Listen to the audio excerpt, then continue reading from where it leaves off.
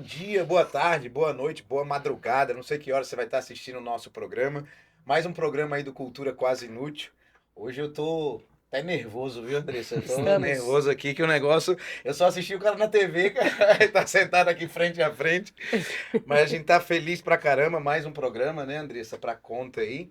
Mas a gente tem que agradecer aos nossos patrocinadores que fazem isso aqui acontecer, né? Academia Céltica, obrigado aí, Fernando Pedroso. Você que quer manter um projeto aí, saúde, inverno, outono, verão, emagrecer, manter a forma, vai lá na Academia Céltica, no Jardim Samambaia. E você que gosta de andar de bicicleta, Bike Hotel Serra do Japi, também do meu amigo Fernando Pedroso. Vai lá, conhece a serra, conhece as cachoeiras de Jundiaí, as belezas de Jundiaí. Não tô ganhando nada, viu, do Jundiaí. Podia patrocinar nós, né? Né? Mas tudo Também. bem. É uma cidade bonita para você conhecer.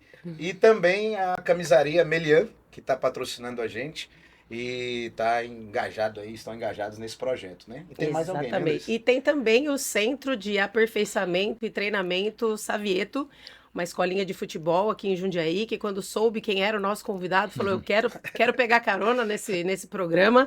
Escolinha comandada aí pelo Flávio, treinamento de goleiro com excelência aí, Vitor Copete, treinador Danilo, Anderson, uma equipe muito bacana aí preparando os meninos de base, tá bom? Apresenta aí nosso convidado aqui. Então vamos lá. Hoje a gente tem a honra de estar recebendo aqui pela primeira vez Que beleza. Milton Leite. E aí, a nosso favor, que fase maravilhosa a gente tá de receber esse convidado tão especial. Milton, seja muito bem-vindo. Muito obrigada pelo carinho e generosidade de estar aqui com a gente. Eu que agradeço, Andressa, Alder, muito obrigado pelo convite. A gente estava se falando já há bastante tempo para eu vir aqui, né? Mas eu estava com outras atividades, viagens e tal, não pude chegar. Mas estou muito feliz de estar aqui, de poder conversar com vocês, de bater papo. E também estou nervoso, porque a gente não combinou nada aqui. Eu não sei nem o que vocês vão me perguntar, então também estou nervoso. Ah, que bom. O fato da. A gente acha que a pessoa, quando está de frente às câmeras, está acostumada com isso, né? Nunca sente um friozinho na barriga, então sempre tem um frio na barriga, Milton. E acho, viu, Andressa, para ser muito sincero com você, se não sentir, alguma coisa está errada. Uhum. Entendeu? Falou isso hoje. Eu acho que se você não sentir alguma coisa, em qualquer trabalho que você faça, né? No meu caso era transmitir jogo, era apresentar programa, era aparecer na televisão e tal. Mas qualquer coisa que você vai fazer, se você não sentir aquele friozinho, porque eu acho que é isso que te deixa ligado. Eu acho que é esse friozinho na barriga, essa tensão que você faz, né?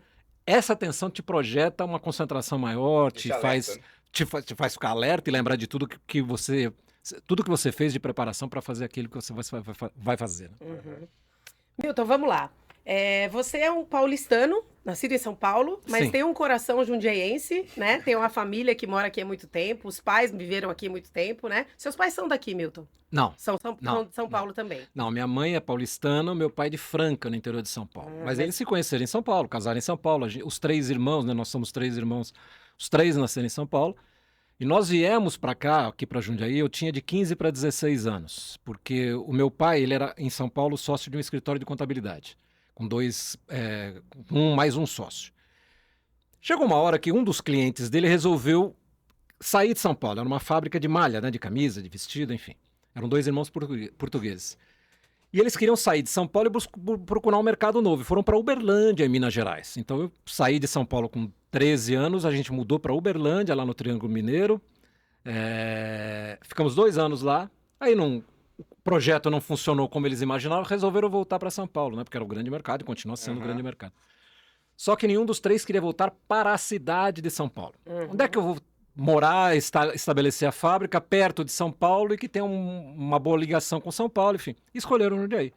Então foi assim que aos 15 anos eu vim morar em Jundiaí. Eu ia fazer 16. Quando a gente mudou para cá, eu estava para fazer 16 anos. Joia. Que a gente veio para cá. E aí a sua trajetória profissional, Milton? Conta para nós assim um pouquinho de forma mais breve possível aí. Como é que você chegou até a carreira de narrador de futebol? Nunca pensei nisso. Na verdade, foi meio por acaso, né? Na verdade, eu comecei minha carreira aqui em Jundiaí. Eu comecei no Jornal de Jundiaí, em 1978. Eu estava no primeiro ano da faculdade. E um ano depois eu fui trabalhar na Rádio Difusora também, que era do mesmo grupo, né? Da família Musael, do Tobias na época. E então eu trabalhava no jornal como repórter de rua, de cidades e tal. E na rádio eu fui já como repórter de esportes, né? Trabalhei no jornal 4 anos, depois eu mudei para o Jornal da Cidade, trabalhei também no Jornal da Cidade e Rádio Difusora, que era uma raridade na época, né, porque eram 2 grupos concorrentes. Depois eu trabalhei também na Rádio Cidade, que já tinha deixado de ser a Rádio Santos Dumont AM, né, era a Rádio Cidade, já que chamava na época. Enfim, e aí aparece a oportunidade de eu ir para São Paulo. Tinha muita gente aqui de Jundiaí que trabalhava no Estadão, no grupo, né? Sim. E um deles me arrumou uma vaga lá. Eu fui para São Paulo para trabalhar como redator na área de economia, na editoria de economia do Estadão. Continuei fazendo o programa aqui de manhã na Rádio Cidade e trabalhava no Estadão. Pouco depois, fui para a Rádio Jovem Pan. Tinha uma repórter que trabalhava lá, que também trabalhou aqui comigo. Apareceu uma vaga lá, me chamaram. Então eu trabalhei na Jovem Pan e no Estadão. E como é que entra a coisa do narrador esportivo? A Jovem Pan estava iniciando o projeto da TV Jovem Pan, que nem existe mais, né? E o pilar era mais ou menos como o da rádio. Esporte, filmes e jornalismo, né? Era o que eles queriam fazer lá. E eles começaram a usar o pessoal da rádio para fazer transmissões experimentais. Estavam testando equipamento, estavam testando programação, enfim. E foi assim, eles sabiam que eu adorava esporte, que eu conhecia um pouco, me chamaram para fazer parte da equipe que estava fazendo os testes. Mas eu fui para ser apresentador, eu era para ser apresentador na TV. Acho que 90, acho que foi em 1990, 89, 90, a TV fez uma parceria com a Globo para transmitir o Campeonato Paulista. E a gente transmitiu o Campeonato Paulista. E um dos jogos lá, o narrador que foi fazer o jogo não podia fazer, ficou sem voz, doente, não sei o quê.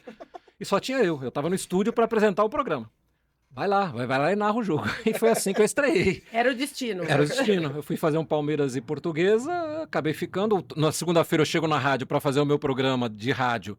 O seu Tuta, né, que era o dono, Antônio Augusto Amaral de Carvalho, virou para mim e falou, agora você não é mais apresentador, agora você virou narrador na TV. E foi assim, foi meio por acaso mesmo. 4, 5 anos depois eu fui para a ESPN, que estava começando também um projeto de fazer a Brasil, né, porque ela já tinha ESPN Internacional, de fazer a ESPN Brasil. Aí foram 10 anos de ESPN, e trabalhei na Globo em 2005, eu fui para a Globo. Foram quase 20 anos, 19 anos e um pouquinho. Mas ali na ESPN você já começou a ganhar muita projeção, né? As pessoas já te conheciam. Porque era uma TV nacional e essa coisa de esportes, né? A TV a cabo estava começando no Brasil. A TV por assinatura no Brasil é de 92, 93, né? E a ESPN começa com a transmissão do que a gente chamava, né, ESPN Internacional, que eram os programas dos Estados Unidos, basicamente. Era jogo de beisebol, de basquete, NBA, tênis, não sei o quê. E eles começaram a jogar a programação nacional em cima. E aí resolveram que dava para criar um canal. E criaram a ESPN Brasil, que é de 1995. Ela estreia no meio de 95. Tá fazendo, inclusive, 30 anos agora, em junho. Julho ela fez 30 anos da ESPN Brasil, que também já não existe mais. Agora tudo é ESPN só, né? E aí acabei indo para lá, né? O Trajano eu fui apresentado ao Trajano pelo Juca Kfouri, que já tinha me visto narrar na televisão. Fui lá, fiz teste, fiquei para cobrir férias um mês, acabei ficando 10 anos lá, né? E aí acabei indo para Globo em 2005, abril de 2005. Você fala dessa trajetória, né, no jornalismo e tal, atuou em uma área, atuou em outra, e hoje a gente vê muito, assim, pelo menos a gente que é telespectador, os não jornalistas ganhando força, até com a internet, no caso eu, né? Ganhando força na internet, até TV no YouTube ganhando muita força. Como você vê isso? É bom para o esporte? É bom mais pro profissional do jornalismo? É complicado? Olha, acho que tem algumas coisas que a gente pode falar sobre isso. Eu acho que para quem assiste é ruim, porque o cara vai ter que ter 3, 4 aplicativos, YouTube, TV aberta, TV fechada, enfim, se você pega hoje, cada campeonato está num lugar diferente, cada um cobra de um jeito, então pro telespectador, o cara às vezes nem sabe onde está passando o jogo que ele quer ver, o jogo do time dele, né? É bom para o mercado, por quê? Porque você diversifica, você tem muita gente trabalhando na área. Então, para nós, por exemplo, profissionais, narradores, comentaristas, repórter, é bom porque você tem muito mais vagas abertas do que você tinha antigamente. Então, tem um pouco lá, um pouco cá, né? Agora, em relação às pessoas que estão fazendo, e tem muito curioso fazendo, muito curioso fazendo. E a gente vê a qualidade caindo. Eu não acho nem que essa coisa de você, fulano não é jornalista, porque hoje até o diploma de jornalista nem é mais exigido por lei para você ser jornalista, né? Caiu já faz alguns anos, o Supremo decidiu isso. Mas o que acontece? Se o cara se prepara para fazer aquilo, não tem problema nenhum. Se você vem me entrevistar aqui, você se preparou, não interessa se você é jornalista ou não é, né? Porque a entrevista vai ser boa, você está preparado, você tem conhecimento de causa. O grande problema, eu acho, né, e opinião pessoal minha, é que a maioria das pessoas que estão chegando hoje, influencer, youtubers, ex-jogadores e tal, esse pessoal não se prepara. Esse pessoal não tem, às vezes até questão não se prepara nem com a língua portuguesa, que é o básico que o cara tem que saber falar, né? Então acho que esse é o grande problema. Não é o cara ser ou não ser jornalista, é o cara ser ou não ser preparado para fazer aquilo. E muita gente está chegando hoje sem nenhum preparo. A gente tem visto isso aí, essa questão até do português é bem verdade terrível. isso, né? E a sensação que eu tenho é que a qualidade, ainda mais que eu sou dos anos 80, né? Eu tenho 44, eu fui acostumado com você, entre outros aí, né? E a gente perde muita emoção do jogo, até assim, lance que podia ser comentado melhor e deixa passar, Sim, e a gente sim. vê, é nítido isso. Aliás, dá até pra gente encaixar aí num assunto que eu queria tocar com o Milton, que é o seguinte. A gente, na TV aberta, a gente cresceu ouvindo Galvão, né? E o Galvão, ele tem um estilo de narração completamente diferente do seu. O Galvão, ele é torcedor, né?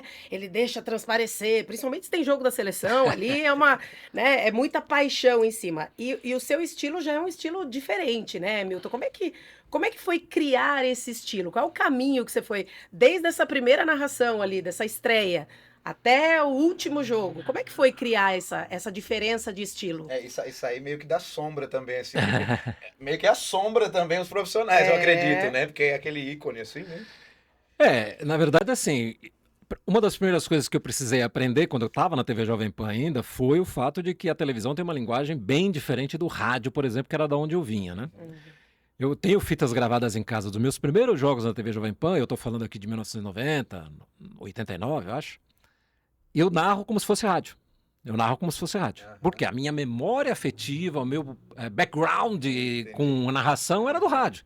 Eu sou de uma geração que cresceu ouvindo rádio. Porque a televisão, com eventos esportivos, ela começa a crescer ali, metade dos anos 80, começo dos anos 90. Né? Antigamente você tinha um jogo a cada 15 dias na televisão, passava de vez em quando. Não era uma coisa como é hoje, que a qualquer hora que você ligar tem um jogo passando.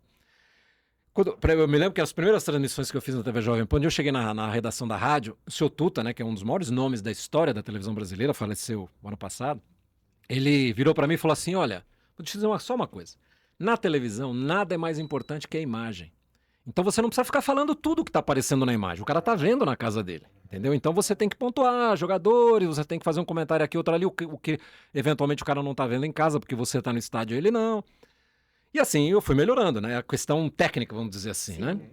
Essa coisa do como fazer e o estilo de cada um, eu sempre achei que eu tinha que ser o mesmo, né? Então eu não podia ser Galvão Bueno, porque eu não ia chegar lá. Eu não podia ser Luciano do Vale, que era o outro gigante da época, porque também são pessoas diferentes de mim. Eu tinha que ser eu. Então, aquele que aparece ali nas transmissões sou eu.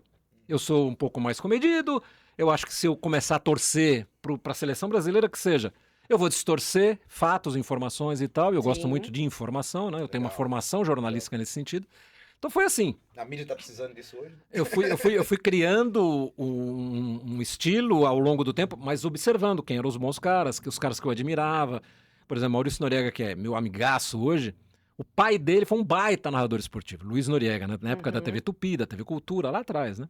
E eu adorava ele. Então, quando eu vou assistir, eu falo, pô, ele fez isso, ele fez aquilo, vou por aqui, vou por ali, entendeu? Não é imitar, é você perceber o que é bom, o que não é bom e ir usando junto, né? E devagar foram aparecendo os jargões, né? E assim, antes disso, né, a gente ouvia, eu pelo menos, sempre gostei muito de futebol, de todos os esportes, e quando ligava a televisão e eu via você narrando, dispensa o nome ali embaixo do narrador, né? A gente ouve a voz do Milton e já sabe que é. E aí solta o que beleza, ou que fase, né? E como é que foram aparecendo esses jargões, Milton? E aí eu volto naquela resposta que eu falei, que eu tentei ser eu mesmo o tempo todo como narrador, né? Tudo isso que eu uso, né? Eu usava, sei lá, não sei se eu vou narrar ainda mais alguma coisa algum dia. Nada disso foi inventado para televisão. Até o que beleza, que nem é meu, né? Esse eu usurpei e confesso. Na verdade, eram coisas que eu já ouvia de amigos ou eu falava com amigos nas rodas, no bar, na cerveja e tal. Um dia eu ponho na transmissão e eu percebo que funciona, que as pessoas gostam, então ele fica. Eu ponho na transmissão, não gosto, ele sai. Entendeu? Mas nada foi criado especificamente para transmissão. Alguns são meus, algumas coisas são minhas, outras não. O Que Beleza, por exemplo, que foi talvez o mais famoso, né? Até o Aldrin abriu com isso aqui hoje. Não é meu, é do Vanderlei da Nogueira.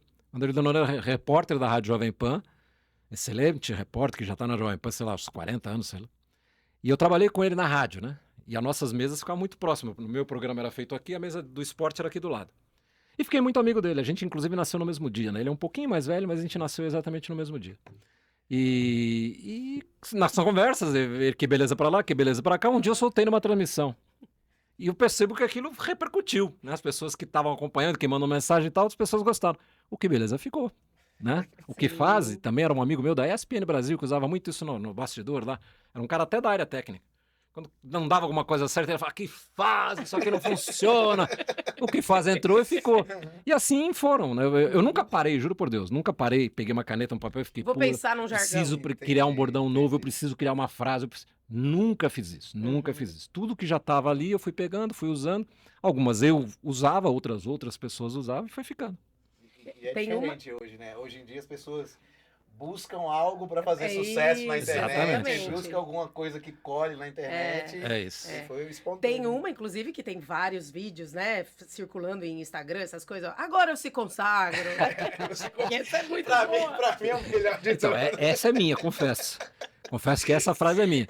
E é gozado que teve uma época, até tinha um diretor da Globo, que até já faleceu também, Marco Mora, que era uma figura ótima, um gênio da televisão também. Um dia eu soltei numa transmissão lá do Sport TV, ele chegou no dia seguinte, olhou pra mim e falou, cara, eu tava assistindo o jogo com meu filho tem 6 anos. Ele olhou pra mim e falou assim, pai, não tá errado isso aí? E ele falou, tá, filho, tá errado e tal. E no dia seguinte ele me pegou, né, no corredor. Aí teve uma época até que eu falava, quando aconteceu esse episódio, que quando eu soltava, eu falava assim, atenção, não repita isso na frente do seu professor de português. Tem um erro grave de português aqui, não sei o quê, então não repita. E eu até brincava com isso, mas enfim, mas esse era meu. Eu sou professora de português, Vitor. E numa das aulas eu tenho muita dificuldade com a tecnologia, né?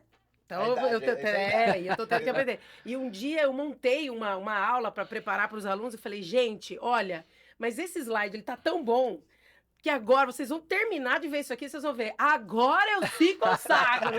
Bom, se a professora de português falou, tá tudo certo, tá tô liberado. Para vocês que não estão vendo aqui por trás das câmeras, tem o Miguel, né? Miguel, é corintiano aqui, aluno da Andressa, fã aqui. E ele falou que não aguentava um jogo do Corinthians, que o Yuri Alberto não estava acertando nada. E você aqui. Que fase! Mas nessa época cabia muito, né, Miguel? Porque realmente a fase ele passou por momentos difíceis, né? Ele e o Miguel. Acho que o Miguel é mais dele, né, Miguel? Ô, Milton, você é muito crítico do seu trabalho, Milton? Você tem o hábito, ou já tinha o hábito de se ouvir, de se assistir? Muito, muito. E acho que ninguém é mais crítico ao meu trabalho do que eu mesmo. E acho que esse é um dos segredos de eu ter evoluído, né? Porque desde que eu comecei, no rádio ainda, né? Eu ouvia os programas que eu fazia, quando eu achava que valia a pena, eu gravava, ouvia no dia seguinte, falava, isso aqui não precisava, isso aqui é bom, podia ter falado tal coisa aqui, enfim, sempre fiz isso. E na televisão muito mais, né? Porque a televisão... E mais uma vez eu repito, eu nunca me programei, eu fui ser jornalista, Andressa e Aldrin, para ser, eu queria escrever, adoro escrever. Escrevi 2 livros que não são romances, que era o meu sonho, mas eu não tinha talento para isso, acabei escrevendo 2 livros sobre o futebol. Então eu sempre adorei escrever. Como eu não tinha talento, eu falei, como é que eu vou escrever, trabalhando, escrever, né? E falei, vou ser jornalista, né? Vou trabalhar em jornal, vou escrever. E foi assim que eu fui fazer a faculdade de jornalismo, foi assim que eu comecei no jornal. Mas aí... aquela coisa, mas você tem você fala bem, você tem um português legal, você tem vocabulário, vamos trabalhar na rádio. Fui trabalhar na rádio. Trabalhei, 20 anos em rádio aqui em Jundiaí, em São Paulo, trabalhei na Jovem Pan, foram quase 10 anos, trabalhei na Rádio Eldorado mais 3 anos. E a rádio acaba me levando para a televisão, que eu não sonhava fazer televisão. Então, para cada um desses movimentos, né, eu tive que estudar, eu tive que me preparar, eu tive que reconstruir, exatamente. Então... na verdade, a carreira foi me levando meio, né, sem eu ter muito controle sobre isso, e a cada passo eu falava, não, eu tenho que me preparar. Então, quando eu fui trabalhar em televisão, primeiro dia que o seu Tuta me chama lá no meio da redação da rádio e fala, televisão, a imagem é mais importante, você não sabe falar tudo o que está acontecendo na imagem, né? E até hoje, se você pega as transmissões, tem gente que transmite como se fosse rádio. Então eu fui fazendo assim, né? Fui ouvindo quem eu achava que eu devia ouvir, quem era bom no negócio. Já falei do Tuta. Eu fui na Rádio Jovem Pan, o diretor de jornalismo na minha época era Fernando Vieira de Mello, que hoje até é nome de túnel em São Paulo. Ele tinha uma casa aqui em Cabiru. Foi assim que eu fui trabalhar na Rádio Jovem Pan. Ele me ouviu aqui no sítio que ele tinha num final de semana aqui, ligou para a menina que trabalhava lá na rádio, que tinha trabalhado comigo aqui, e acabei indo trabalhar na rádio. Então eu ouvia muito o Seu Tuta, ouvia muito Fernanda Vieira de Mello. Quando eu fui para Globo tinha o Emanuel Castro, tinha o Marco Mora, enfim, Luiz Fernando Lima. E cada conselho que eles davam, eu falava, não é por aqui que eu vou, né? Esses caras conhecem muito do veículo, então eu tenho que ir atrás desses caras. Então foi assim, fui aprendendo, fui estudando, fui tentando melhorar, enfim. Um negócio legal que a gente ouve, né? O Milton falando assim, eu tive que me preparar. E nós somos professores, a gente tem muita dificuldade que os alunos hoje em dia, eles querem aprender só o que teoricamente, ou pelo menos na cabeça dele, vai ser colocado em prática naquele momento. É isso. Né? Para que eu vou estudar isso, Pra professor? que serve? Não vou usar Tem isso essa nunca, frase, né? não vou usar isso nunca, né? E a gente vê que, mesmo não tendo como alvo a TV, você foi se preparando a todo momento. E vou te dizer uma coisa, Aldrin, você sabe que eu acho que um dos segredos de eu ter feito algum sucesso na vida, na carreira e ter me destacado de alguma forma, foi exatamente a diversidade que eu tive ao longo da carreira. Olha que legal. Então eu trabalhei aqui em Jundiaí, quando eu trabalhei aqui nos jornais, eu comecei como repórter de rua, que é cobrir buraco de rua, a sessão da Câmara, a entrevista do prefeito, enfim. Quando eu vou para o Estadão, eu vou trabalhar na economia do Estadão. Eu nunca me imaginei preparando matérias, né? Porque o redator ele não é o cara que vai na rua fazer entrevista, ele é o cara que prepara a matéria para ser publicada. Então ele pega do repórter, dá uma cabo e publica. Fui trabalhar na economia. Quando eu fui para a rádio, embora eu tenha começado até no esporte aqui em Jundiaí, né, na rádio, mas quando eu vou para São Paulo, eu vou fazer um programa de variedades. Então eu entrevistava médico, eu entrevistava advogado, eu entrevistava cantor, eu entrevistava ator, eu entrevistava diretor de cinema, enfim, né? Então, para cada uma dessas entrevistas, eu tinha que me preparar. Uhum. Amanhã você vai... Eu entrevistei Tom Jobim, entrevistei Milton Nascimento, entrevistei, enfim, né? Gente de primeiríssimo time. Eu vou entrevistar o Tom Jobim na época, ele estava em Nova York. Ele tinha um apartamento em Nova York e ele tinha sido assaltado, o apartamento dele tinha sido assaltado e alguém lá da produção conseguiu falar com alguém da equipe dele e a gente conseguiu entrevistar o Tom Jobim. Cara, eu vou entrevistar o Tom Jobim, eu preciso estar preparado para falar com o Tom Jobim, né? Eu fiz um programa de quase 2 horas com o Milton Nascimento. Cara, eu não posso entrevistar o Milton Nascimento e entrar e falar, o senhor é quem mesmo? Eu tenho que saber tudo sobre ele. Então, a cada um desses passos, dessas entrevistas, eu tinha que me preparar. E aí você imagina um programa como o que eu fazia na rádio, né? Que eram 3 horas praticamente todo santo dia.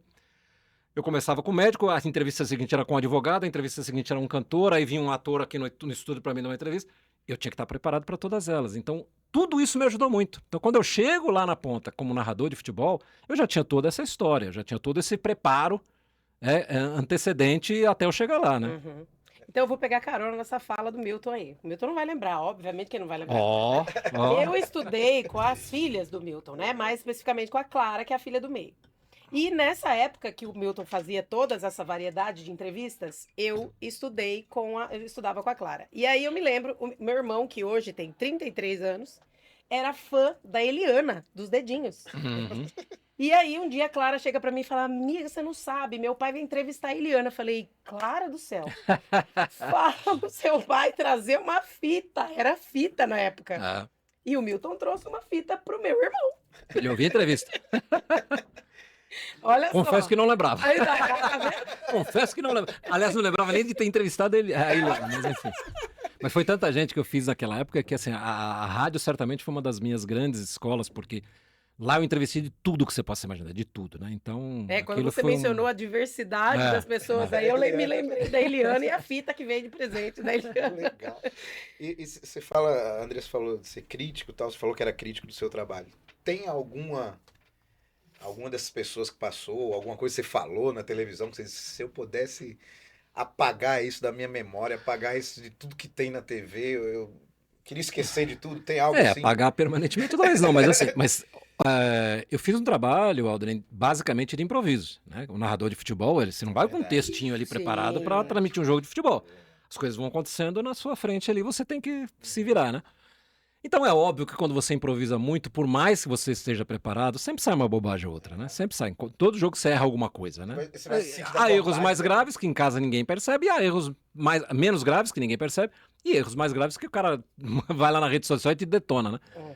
Então, óbvio que, claro que e assim, o meu ser crítico era o seguinte, eu saía do estádio, ia pra casa, chegava em casa e falava, cara, hoje eu não tava com nada, né? Hoje eu não tava bem, hoje eu errei muito, né? Hoje eu errei nome de jogador, errei posição, dei informação errada, enfim. E do mesmo lado, da mesma forma, eu chegava às vezes em casa e falava, hoje eu arrebentei. Eu não tenho dúvida que eu fui bem hoje, entendeu? Então, o ser crítico é isso. É você não se achar o melhor do mundo e nem você também não é o pior do mundo. Tem dia que você não tá bem, tem dia que as coisas não funcionam. Às vezes, tem uma coisa que acontece muito em televisão, as pessoas não ficam nem sabendo. Às vezes o seu áudio tá ruim. Você tá se ouvindo mal. A pior coisa que tem para quem trabalha em televisão, em rádio, enfim, essas coisas que mexem com a voz, é se ouvir mal. Se você se ouve mal, você fala mal, você perde a concentração, você... Entendeu? Exatamente. Então, às vezes, isso te atrapalha, a sua transmissão fica muito ruim. Nem sempre é por sua culpa, mas enfim, o resultado final é ruim. E você que tá à frente ali, né? Claro, e a sua carinha que tá aparecendo, né? Então eu sempre, assim, eu saía do estádio e falava, hoje não tenho o que falar, hoje eu fui bem. Assim como tinha gente que falava, pô, hoje esse jogo era melhor esquecer. Vamos gravar de novo porque esse aqui não valeu, entendeu? Então, assim, o ser crítico é isso, é você ter consciência do que você fez bem e o que você fez mal, né? Você falou que foi no rádio, na TV, chegou até as redes sociais. Você se incomodava muito assim, com as redes sociais? Quando você falou, né? O cara já ia ali, já falava, ih, o Milton falou isso agora, nada a ver e tal. Você se incomodava com isso? Você sabe que no começo, sim. Os primeiros anos que eu tive Instagram, Facebook, esses negócios e tal, o cara ia lá, me detonava e eu arrebentava com o cara, né? Entrava de sola no peito dele, né? Mas aos pouquinhos eu comecei a perceber assim, isso aqui é muito emocional, né? A rede social é emocional por si e o futebol muito mais, né? Então o cara que vem aqui e me xinga, ele vem pra me provocar, ele quer que eu reaja. O que eu faço? Eu vou lá e bloqueio. O cara nunca mais vai me encher, entendeu? Então hoje em dia é o que eu faço. Qualquer pessoa que entre lá, e às vezes não só comigo, porque é muito curioso, né, pra quem acompanha a rede social, e eu não sou um participante, né, veterano, assim, aficionado da rede social. Na verdade, eu usava muito a rede social para divulgar o meu trabalho, para as pessoas saberem o que eu ia fazer nas rodadas. Né? E se você pega um comentário qualquer que você faça, as pessoas começam a brigar entre elas nos comentários. O cara fala, não, ele errou isso, ele errou aquilo outro. Não, ele estava bem porque ele é isso, ele é aquilo, porque eu sou fã. Então, quando alguém me xingava... exatamente. Quando alguém vinha e batia em mim, eu bloqueava. Eu faço isso até hoje, bloqueio. E quando eles brigam entre eles e a coisa descamba, porque uma coisa é você discutir, gosto dele, não gosto dele, ele fez isso, ele fez aquilo, ok, tá tudo certo. Agora o cara começa a xingar e começa a ofender o outro e tal, eu bloqueio. O cara que ofende outras pessoas dentro da minha rede também bloqueio. Porque eu acho que aquilo ali, ou a gente dá uma certa civilidade para aquilo, não vale a pena ter, né? Não vale a pena ter. Exatamente. Milton, dentro da tua trajetória aí como narrador esportivo, foram 8 Olimpíadas, 6 Copas do Mundo, finais de Libertadores, finais de Champions, os maiores eventos mundiais você participou. E narrou grandes nomes do esporte. Mas olhando para trás, tem alguém que você não narrou e você gostaria de ter narrado? Olha, da minha geração, acho que assim... Passou por todo mundo, né? Acho que passei por quase todo mundo que tinha destaque na época. Eu narrei Ronaldo, narrei Romário, narrei Zidane, narrei, enfim, né? Porque nas Copas do Mundo você acaba cruzando com essa gente toda, né? Exato. E como você disse, eu fiz 6 Copas. Todas as Copas que eu fiz foram no local, né? No estádio. Eu estava em todas elas. Olimpíada das 8, em 5 eu estava no local, em 3 não. Então, assim, dessa minha... de quem passou, era vivo, jogava na época em que eu narrei, eu acho que eu...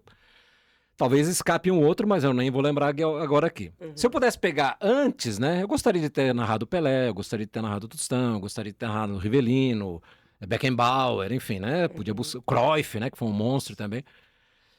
Que eu lamento não ter conseguido, né? Mas, por exemplo, tive a chance de conversar com o Pelé, de entrevistar o Pelé. O Tostão foi meu comentarista.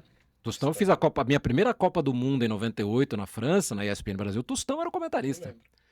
Cara, e assim, o dia que o Trajano chegou pra mim e falou assim, contratamos o Tostão, ele vai trabalhar com a gente. Isso foi em 97, um ano antes da Copa. Eu falei, cara, o Tostão, porque a seleção de 70 do México, eu considero ali a minha virada de só torcedor pra alguém que queria consumir futebol e eventualmente trabalhar com isso, né? Cara, então quando eu encontrava os caras da geração de 70, eu quase chorava, né? Então, trabalhar com o Tostão, depois eu conheci o Zagallo, trabalhei um pouquinho com o Carlos Alberto Torres no Sport TV. O Pelé a gente conversou, eu encontrei o Pelé três ou 4 vezes, uma delas inclusive aqui em Jundiaí. Então, cara, eu não tenho do que reclamar, né? Eu não tenho o que reclamar. E Ter mesmo como. nos esportes olímpicos, né, que eu narrei muito na Olimpíada, os grandes nomes enquanto eu fui narrador, eu peguei quase todos. A gente fica ouvindo as pessoas, é incrível isso, né? É É ter incrível. contato com ícones, né? Ícones da história do esporte, né? Pessoas que marcaram muito, né? E de Só- repente tá sentado do seu lado. Não, só para te dar um exemplo, né? O César Cielo, que talvez seja o maior nome olímpico do Brasil, né? Porque ele, na natação, é o único cara que ganhou medalha de ouro, então ele é um dos maiores. Se pegar 5, provavelmente ele vai estar entre os 5 brasileiros mais importantes das Olimpíadas. Eu narrei a medalha de ouro dele em Pequim, que até hoje eu considero talvez a minha melhor narração. E depois a gente se cruzou em campeonatos mundiais. Eu narrei um campeonato mundial dele também em 2013, se não me engano, que foi acho que Barcelona. Foi uma das raras vezes que o Sport TV mandou uma equipe fazer um mundial de natação. E eu fiz 2, fiz em Barcelona e fiz um outro em 2017 em Budapeste.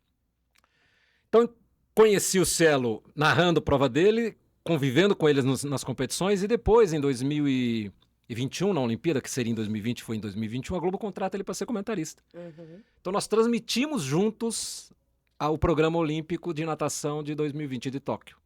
Em 2024, na Olimpíada do ano passado, em Paris, ele foi contratado de novo pela Globo, só que daí ele fez pela Globo e não no Sport TV, né? Mas a gente fez a abertura da Olimpíada juntos. Nós fomos a Paris, eu, ele e a Fabi Ovin, a do vôlei, né? A Fabiana. Nós fomos os 3 para transmitir no Sport TV.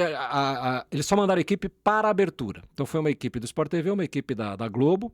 E no dia seguinte, a gente narrou lá, a abertura foi numa sexta-feira, no dia seguinte nós voltamos, no domingo eu já estava narrando o Off-Tube lá do Rio de Janeiro.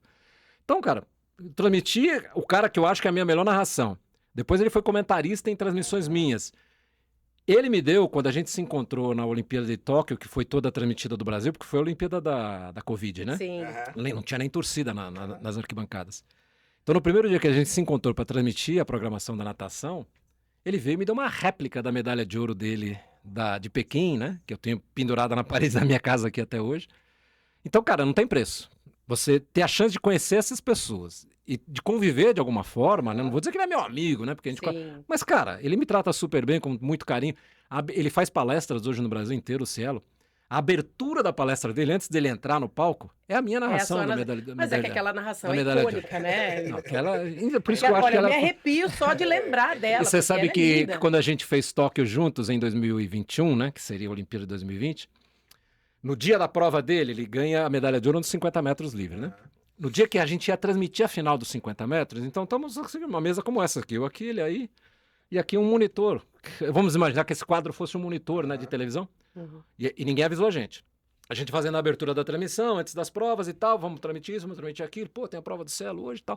O cara entra no meu ponto e fala assim, fala pro Cielo prestar atenção no monitor que nós vamos mostrar uma prova, um negócio, quero ver se ele lembra. O cara não falou pra mim o que era. Eu paro de falar, ele solta a prova do Cielo com a minha narração, a prova de 2008. E assim, a prova dos 50, a prova tem 21, 22 segundos. Se você pega um pouquinho da abertura, um pouquinho de encerramento, dá 1 minuto no máximo, 45 segundos de VT, né? Quando volta pro estúdio, tô eu olhando pra ele olhando pra mim, os dois sem conseguir falar, estavam os dois chorando.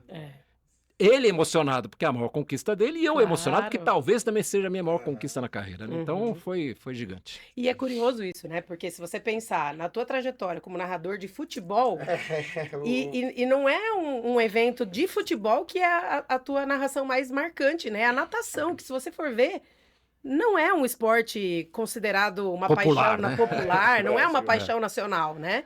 E é muito curioso isso, né? Então, isso é, por exemplo, a natação, o atletismo, enfim, são modalidades que a gente lembra muito delas na Olimpíada, né? Sim. Porque ao longo do ano ninguém lembra do Campeonato Brasileiro, o cara tá disputando lá o campeonato não sei aonde. A gente lembra da Olimpíada. A Olimpíada tem isso, né? Ela atrai muita gente que não é adepto de ficar assistindo, o cara assiste porque é Brasil, enfim.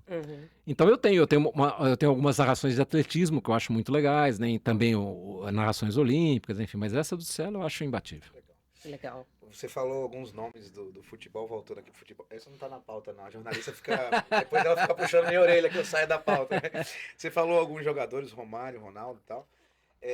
Pra você, assim, que viveu muito, quem foi o grande jogador, assim, que você viu? Esse me emocionava como torcedor, além de ser o narrador ali. Porque esses dias eu tava assistindo uma reportagem com o Romário, e aí foi colocando, né? Romário ou Ronaldo? Aí ele, Romário. Ronaldo. Mas se perguntar isso pro Romário, ele vai falar. Mas Ele ganha de todo mundo. Aí, Ele é Romário. Não, mas aí perguntou, Romário e Maradona. Ele, Maradona. Uhum. Aí Pelé. Aí ficou só os dois lá. Aí pra você, quem foi o grande jogador? Assim? Bom, então não vou nem contar o Pelé, porque o Pelé eu cheguei a assistir no estádio, enfim. Pelé. Da minha época de narrador, pra mim o grande nome é Ronaldo. Eu acho que o Ronaldo talvez seja o segundo maior jogador da nossa história. Acho que ele Garrincha, talvez, ali brigando pelo segundo lugar atrás do Pelé. Então, assim, tive a chance de transmitir o Ronaldo. Também trabalhei com ele. O Ronaldo teve uma Champions, que era a semifinal, era Real Madrid e Barcelona. Eram 2 jogos, né? Ida e volta.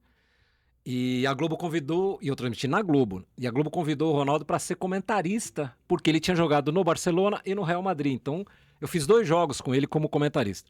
E transmiti muitas coisas da carreira dele. Quando eu estava na ESPN ainda, ele estava jogando na Itália, e eu fui escalado para transmitir, a ESPN fazia o campeonato italiano naquela época, para transmitir o jogo em que ele voltava da primeira contusão. Quem vai se lembrar da carreira do Ronaldo? Ele teve 2 graves contusões do joelho, né? Uhum. E ele estava voltando da primeira. Isso deve ter sido 2000, 2001, né? Porque depois ele fica parado e se recupera para a Copa do Mundo, lembra? A gente nem sabia como é que ele jogaria a Copa de 2002. Então isso deve ter sido 2000, 2001.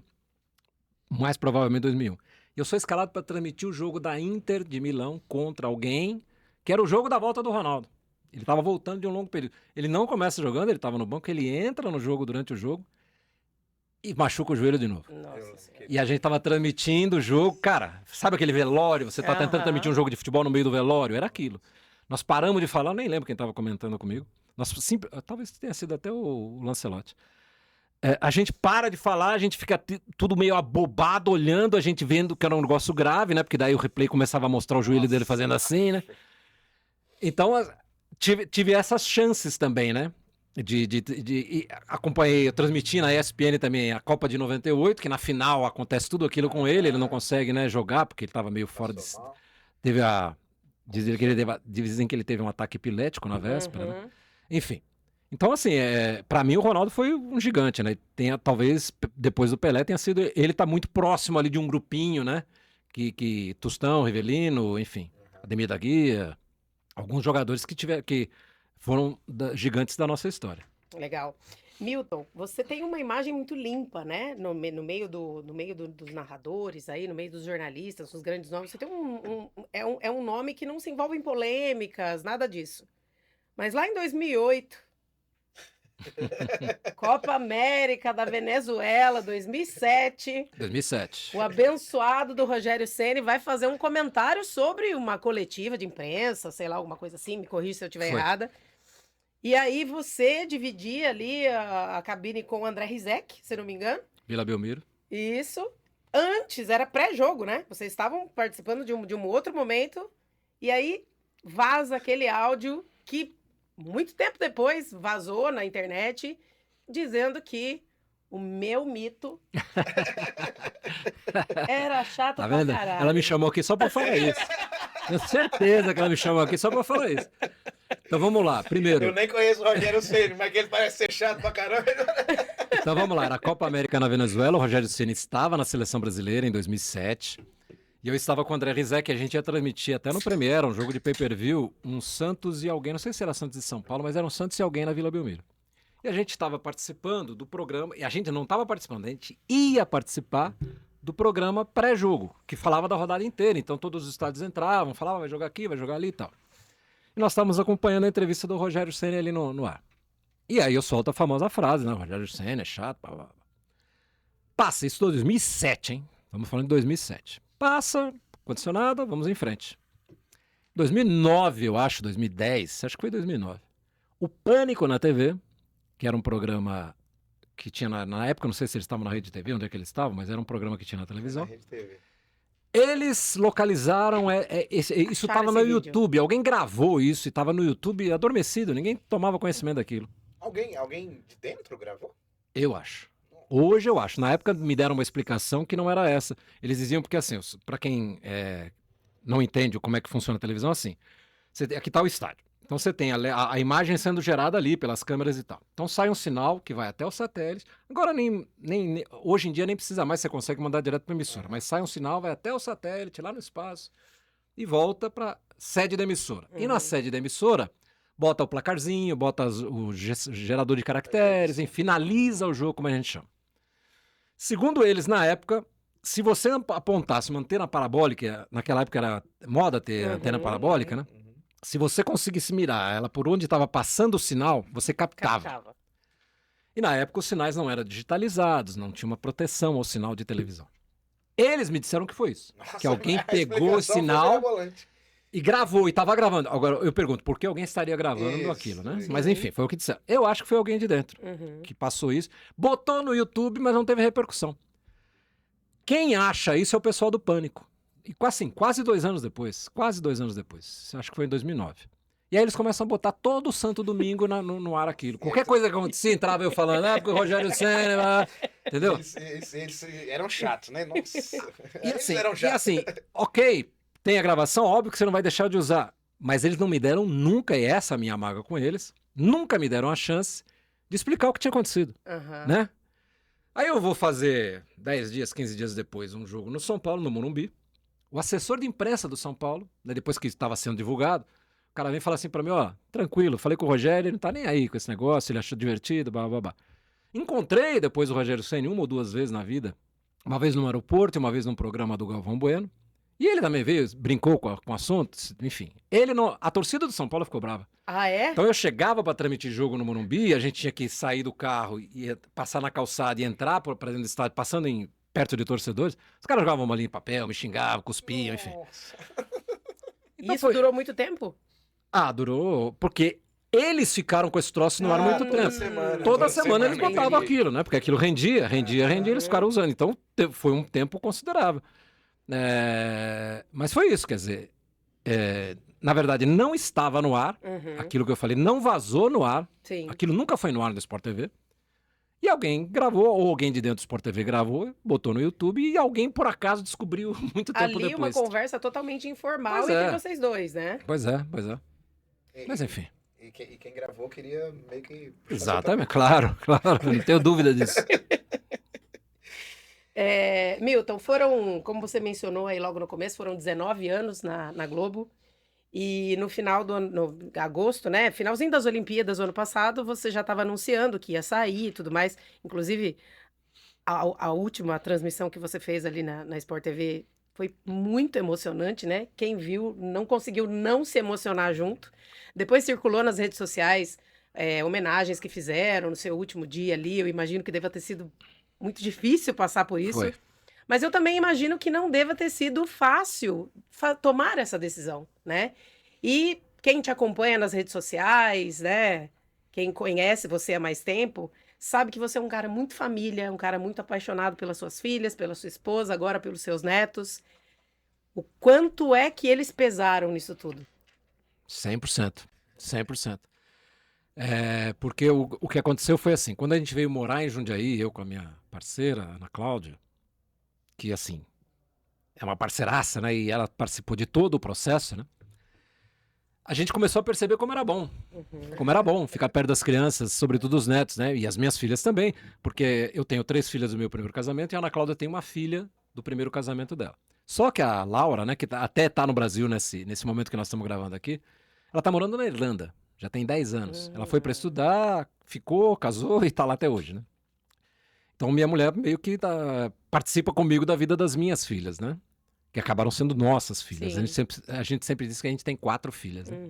E os meus netos adoram a Ana Cláudia. Não são netos de sangue dela, mas adoram. A gente é padrinho do Ângelo, né? Eu e ela somos os 2 que batizaram o Ângelo. E aí quando a gente começou a conversar, a gente precisa aproveitar um pouquinho mais, não só a família, mas a gente precisa aproveitar o pouquinho que a gente construiu, as viagens que a gente gosta de fazer, as coisas. Temos que aproveitar um pouco a vida. A gente começou a discutir a minha saída da Globo. Ou saída, não só da Globo, mas de um emprego formal, digamos assim, né? De você ter férias de 20 dias uma vez por ano, né? Eu até gostaria de continuar trabalhando, mas assim, faço um projeto como fiz no UOL no começo do ano, 2 meses, narra Campeonato Paulista, no final do ano eu vou fazer outra coisa, enfim, né? Gostaria de que fosse assim a minha vida. A gente começou a conversar.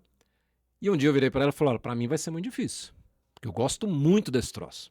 De narrar, de conviver com os caras, né? De encontrar gente que eram ídolos meus e hoje são amigos e tal. Falei, vai ser muito difícil. Mas eu acho que eu vou ter compensações do outro lado. Uhum. O fato de eu poder ir buscar o meu neto na escola, por exemplo, ou de levar a Serena na aula de natação, para mim preenche muito, né, a minha questão emocional. E foi assim, a gente foi pensando, a gente foi conversando, como é que vai ser, vamos fazendo conta aqui, porque precisa ter dinheiro também para parar de trabalhar, né? Vamos diminuir um pouquinho o nosso modo de vida, fazemos isso, fazemos aquilo e tal. E foi assim, chegou uma hora que nós batemos o martelo, falamos, então vamos fazer. Isso foi no final de 2023, né? A gente já estava morando aqui em Jundiaí. Ali, finalzinho do ano, virei para ela e falei, então vamos fazer o seguinte, quando eu voltar das férias agora no começo do ano, eu vou falar com o pessoal da Globo. E foi assim, eu fui transmitir um jogo Palmeiras e São Paulo, que era a Recopa Brasileira, não sei nem como é que chama aqui, que é o campeão brasileiro contra o campeão da Copa do Brasil. Eles fizeram... o São Paulo ganhou. Isso, em Belo Horizonte, em Belo Horizonte. E aí eu fui... ela me chamou aqui pra isso. Eu não tenho dúvida. Ela não perde a oportunidade. E aí eu fui transmitir esse jogo. E era assim, faltava acho que 2 semanas pro carnaval daquele ano. Era comecinho de fevereiro, se eu não me engano. E fui levar esse assunto porque a diretora de eventos da Globo da época, Joana Timóteo, que hoje está até na área de variedades lá da Globo, de shows, né? Ela iria pro jogo. E eu falei, vou almoçar com ela lá no sábado, ou jantar com ela no sábado, o jogo era domingo.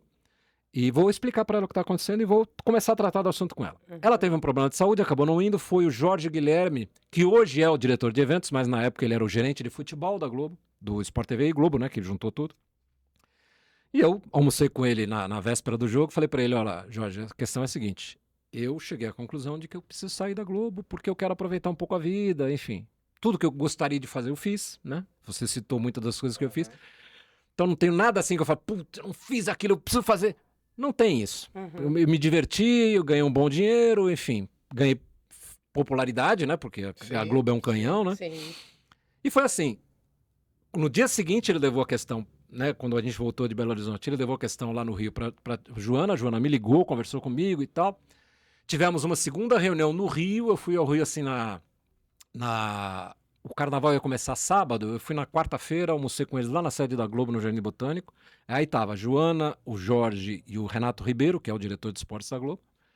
Conversamos, a Joana virou para mim e falou, então vou fazer o seguinte, eu vou apresentar para você um projeto de a gente fazer isso juntos, né? Você vai sair, mas você vai sair com a nossa ajuda. E foi assim.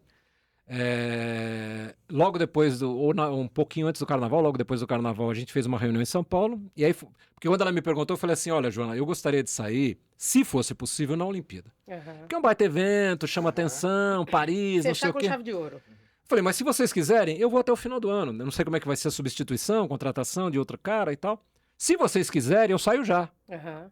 Eu quero deixar vocês à vontade para ver o que é melhor para a TV Globo. E foi assim, aí quando a gente fez a última reunião, ela falou, então vamos fazer o seguinte, você vai sair na Olimpíada, e aí a gente anuncia juntos a sua saída. Isso tudo foi tratado em fevereiro. E ela virou para mim e falou, tô saindo de férias, quando eu voltar das férias em abril, nós vamos anunciar. E foi assim, a assessoria da Globo preparou um texto, me fez uma entrevista comigo, babá, e anunciamos juntos a minha saída. 3 meses antes da Olimpíada. E foi assim, aí transmitiu a Olimpíada e eles me deram, e assim, foi muito carinhosa, né, a nossa relação, do jeito que eu apresentei a questão para eles e do jeito que eles me trataram. Por quê? Na Olimpíada eles resolveram que só fariam a abertura com narração local. Todo o resto da narração na Globo e no Sport TV foi tudo feito do Brasil.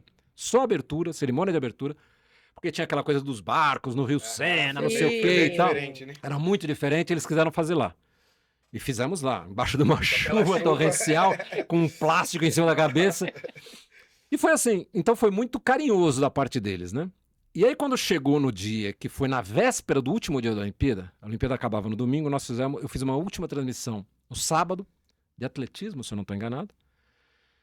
E aí eu passei a transmissão para o Odinei Ribeiro, que foi a hora que a gente fez a minha despedida no ar, né? Não estava nem programado aquilo, ninguém tinha me falado nada, eu achei que eu ia encerrar e até logo, né? O cara falou, não, agora você senta lá com o Odinei, você passa para ele, mas passa lá e explica para as pessoas que foi a sua última transmissão. E foi aí que eu sentei na frente. E assim, o Odinei é um amigo queridíssimo, né? Foi bom ele estar ali do meu lado. E óbvio que eu comecei a falar, comecei a chorar no ar e tal. E aí, quando eu saio da transmissão, eles tinham levado a minha mulher para o Rio, sem eu saber. Minha mulher estava no Rio de Janeiro naquele sábado. Então, quando eu saio, o prédio da Globo, do Esporte da Globo no Rio, é lá na Barra da Tijuca, ele é um predinho de 4 andares, e ele tem um átrio assim embaixo, e ele é todo vazado no meio. Então, qualquer andar que você ande, ele tem um corredor lateral assim, que você olha e você vê lá o átrio, lá, a entrada do prédio, né? Aí vem uma produtora, e eu tava num estúdio no subsolo, no primeiro subsolo. Ela veio me pegar e falar assim, ó, precisa passar ali na entrada do prédio, na recepção ali, porque parece que tem alguma coisa pra você lá, não sei o que. Tá. Eu falei, tá bom, recolhi minhas coisas, botei na sacolinha, já tava chorando, né, porque eu tinha me despedido no ar. Quando eu entro naquele espaço, naquele átrio ali do prédio, tava todo mundo que tava trabalhando naquele sábado, tava ali no prédio, ou lá em cima na galeria, ou ali embaixo no átrio. E quando eu apareço, todo mundo me aplaude. É lindíssimo. Ou seja, eu tinha conseguido parar de chorar, eu voltei a chorar. E aí o Renato fez declarações, a Joana fez, eu falei, aí encontrei minha mulher que estava lá, porque eu não sabia que ela estava no Rio de Janeiro. E foi assim, né? Eles me deram os presentes lá, me deram um álbum com assinatura das pessoas do canal, fotos, enfim. Então foi muito carinhosa a nossa relação, da minha saída eu saindo e eles permitindo até que eu fizesse. E tenho a certeza que, por exemplo, a abertura da Olimpíada que eu fiz lá em Paris, provavelmente não seria eu. Eu imagino que não seria eu. Tá. Eles fizeram aquilo como um prêmio de reconhecimento. A Joana chegou a me falar isso, ela virou e falou, olha, a gente vai te mandar para Paris. Você vai para Paris fazer a abertura de lá.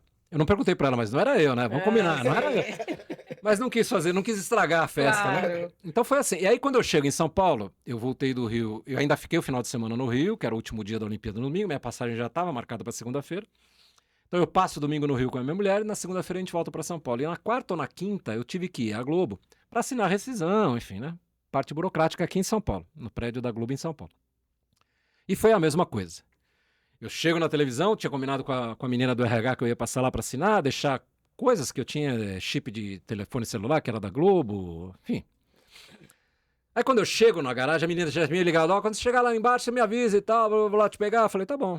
Eu já comecei a achar, eu falei, nessa já me pegaram uma vez. Gato escaldado. Aí ela falou, não, vamos passar na redação, porque não sei quem quer falar com você. Eu falei, tá bom. E aí quando eu entro na redação, a mesma coisa, tava toda a redação reunida, todo mundo me aplaudindo, enfim. Na redação de São Paulo isso, né? Então assim, foi muito, muito emocionante, e muito difícil. Como você falou no começo, foi muito difícil, porque, Andressa, você abrir mão de um salário como o que eu tinha na Globo, que era um salário espetacular, da posição, né? Porque eu tinha feito 2 anos antes, 1 ano antes de eu decidir sair, eu tinha feito a final da Copa do Mundo. A final não, eu tinha feito a Copa do Mundo. Só não fiz a final porque o Brasil não foi a final. Se o Brasil tivesse ido à final da Copa, eu faria a final. Tinha feito uma Copa do Mundo no Catar. Só foram 2 narradores do Sport TV. Eu era um deles, né? Então eu estava fazendo ainda as principais coisas, enfim. Tinha feito coisas legais na Olimpíada. Então você abrir mão de tudo isso, da popularidade, né? Do reconhecimento das pessoas, é muito difícil, né? Foi muito difícil. Eu senti muita falta nos primeiros meses e tal. Mas cheguei à conclusão também que eu sinto mais falta das pessoas, do convívio. Por exemplo, o Ricardinho, comentarista, que jogou no Corinthians e tal. Narrei gol dele em final de Campeonato Paulista também e tal, e virei amigo dele. Não foi no São Paulo.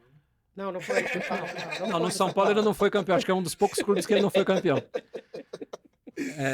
Que tem um jogo contra o Santos, acho que é semifinal do Campeonato Paulista, não vou lembrar o ano agora, que ele faz um gol de fora da área, tava 2-1 pro Santos, ele empata o jogo e o Corinthians se classifica com aquele gol, ele faz um chute de fora da área. E eu tava narrando aquele jogo.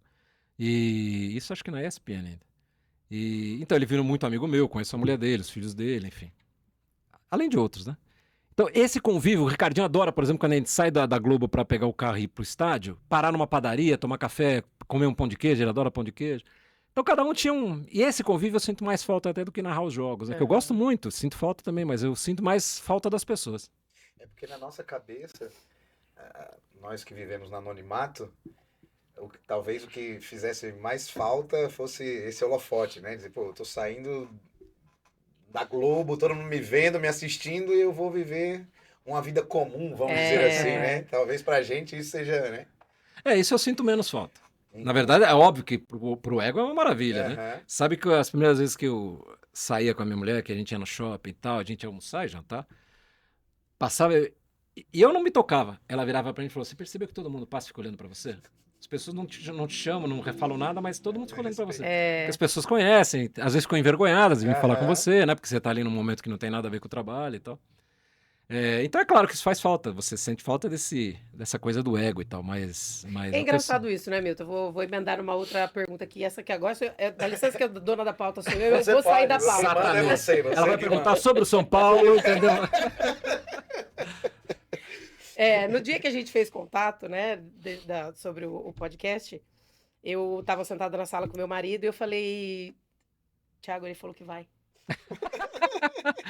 Daí ele falou, jura? Eu falei, eu fiquei 2 minutos olhando pro celular e falei, será que Não, ele isso é tem pegadinha. noção? Não, e isso depois eu comentei com você, inclusive. Você falou. Será que ele tem noção?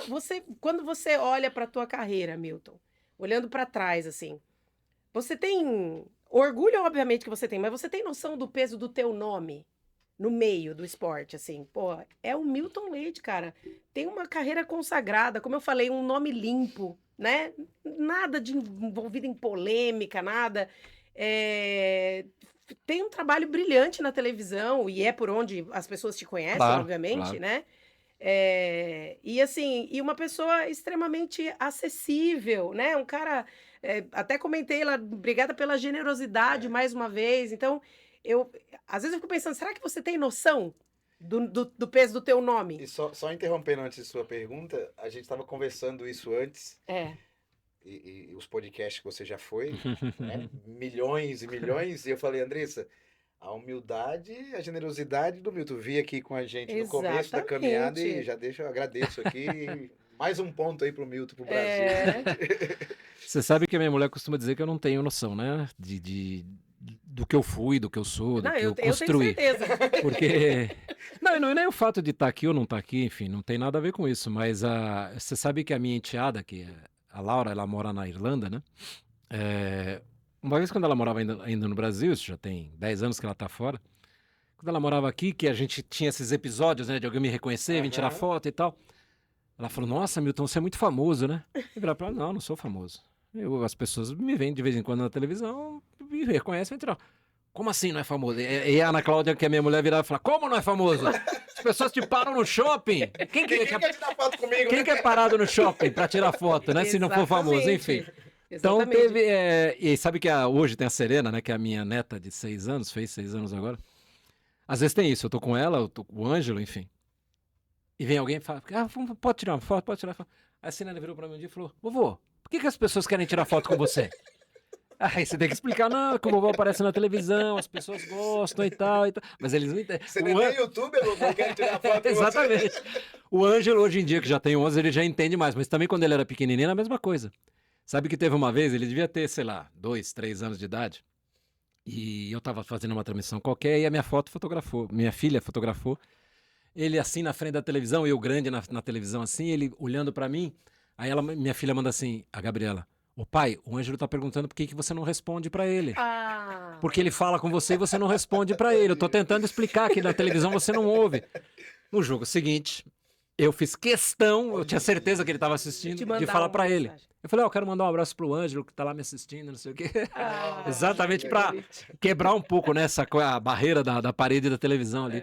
Então é muito engraçado, né? E você sabe que tem uma coisa curiosa? Normalmente o público, hoje já tá mudando muito isso, mas o público majoritário era masculino no futebol, né? Que assistia futebol, que conhecia aqui. Mas o homem, ele é muito mais encabulado para vir conversar, para se aproximar. Então, às vezes, vem assim uma moça, né? Vem assim e fala, meu namorado queria tirar uma foto com você, pode ser? Eu falei, pode, por que ele não vem falar comigo? Não, ele tá com vergonha. Então tem muito pior, isso. né? A mulher é muito mais aberta para esse tipo de coisa, né? Para vir pedir uma coisa, tirar uma foto. Antigamente a gente fazia autógrafo, hoje em dia já não tem mais isso por causa dos celulares, né? Mas antigamente, quando eu comecei, o celular ainda estava engatinhando, a gente dava muito autógrafo. Mas eu quero autógrafo. Vou dar. Eu trouxe os livros para vocês. O dela tá personalizado, mas o seu eu personalizo depois.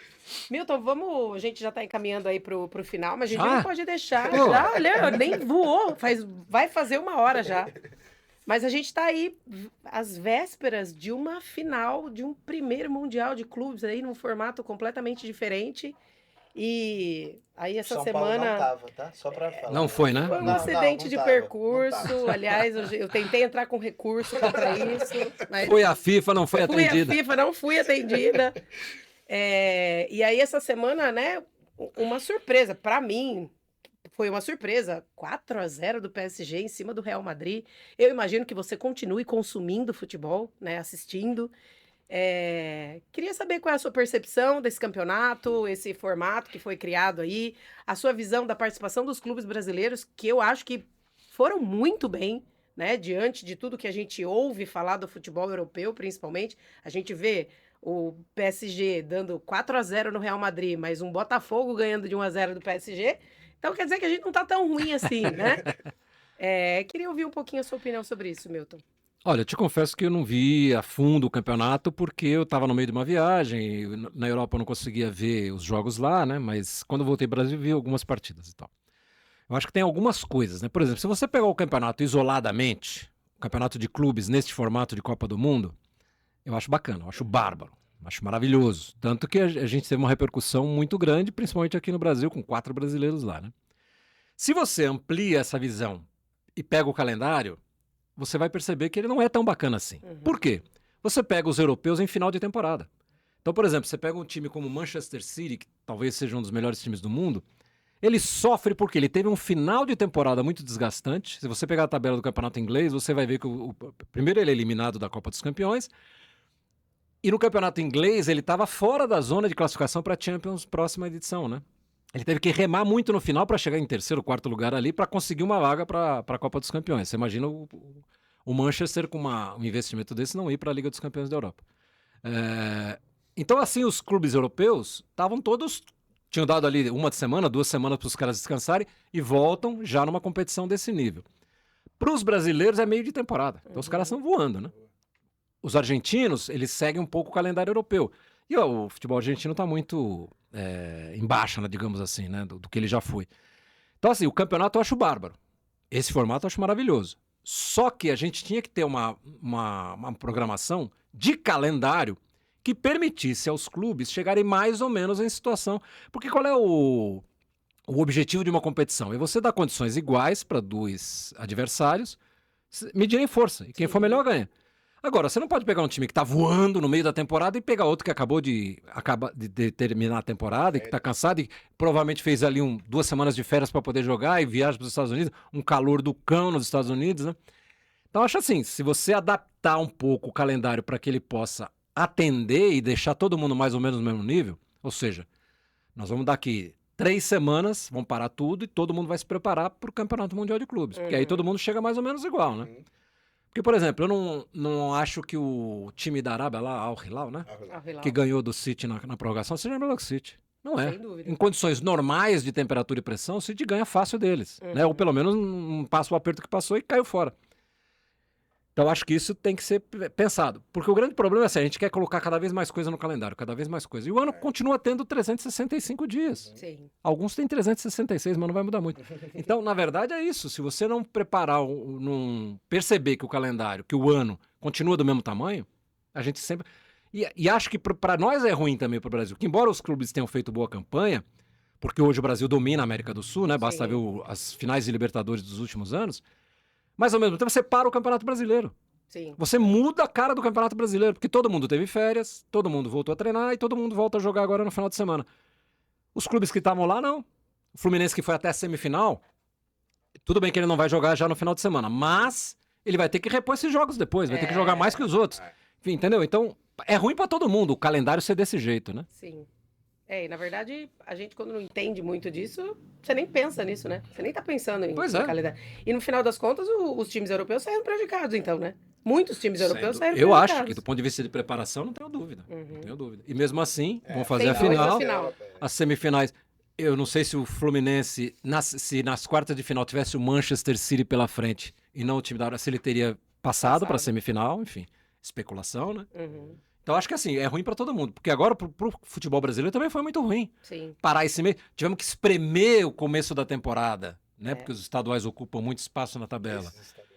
Para poder caber esse mês, né, que os times iam jogar lá, enfim. E você tem um palpite? Eu acho que o momento do PSG é melhor, né? Também concordo que o 4-0 no Real foi pesado, mas hoje o PSG joga mais que o Real.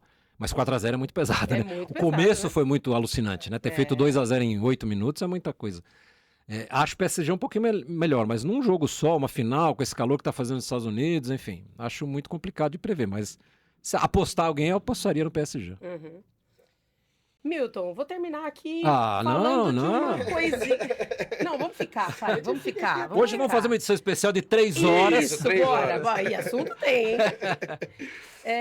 E o Paulista, hein, Milton? O que você acompanha de Paulista? Paulista acabou de conseguir acesso aí a... 2 vezes, né? 2 anos seguidos. 2 anos seguidos. Você sabe que eu tenho uma coisa afetiva com o Paulista, né? Porque eu comecei minha carreira de repórter de esportes lá, acompanhando o treino do Paulista. Eu fazia na Rádio Difusora, né? Depois eu virei editor de esportes no jornal, acompanhava o dia a dia do clube, eu ia todo dia lá fazer matéria no Paulista e tal. Meu pai faleceu ano passado. O meu pai, ele trabalhou na secretaria do Paulista.